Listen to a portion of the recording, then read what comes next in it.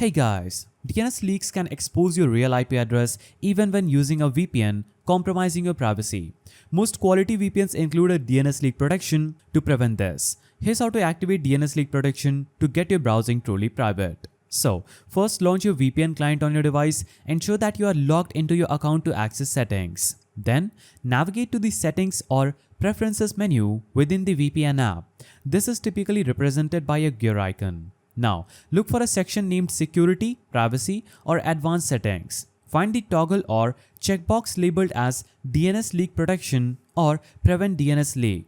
Now, turn on or check the DNS Leak Protection feature.